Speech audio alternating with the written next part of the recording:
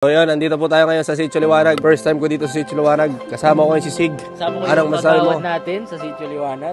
Wow, yung yan naman ako sa bagong gupit. Hi guys! So nandito na naman tayo ngayon. At first time ko dito sa Paul's Eatery. Ganito palang vibe dito sa Sitio Liwanag.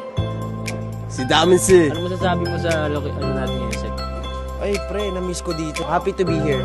Interview mo sila dito, dali. So mga Dagsters, interview natin si Zeph. Hey Zeph, anong nafe-feel mo sa surrounding ngayon? Ano? Surrounding ngayon, mga tao ngayon. Anong nafe-feel mo? Mga bago, yung nakikita mo? Kakainis. Ang ganito yung surrounding. Ano, bakit? Ano eh, masaya naman ako. Paano saya? Paano saya? Sample ko. Paano? Paano ba yung masaya? Hindi yun masaya, guys. Baliw yun. Baliw yun, baliw. Oo, bakit? Sa'yo naman yun eh.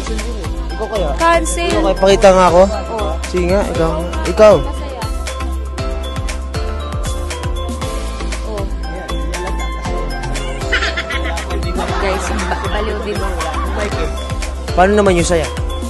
Ito na yun, hindi ko na kailangan nakikita sa mata yung totoong saya.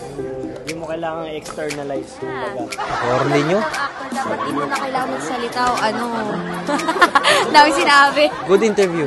Interview. Anong nararamdaman nyo ngayon? Masaya! Masaya ka! Masaya!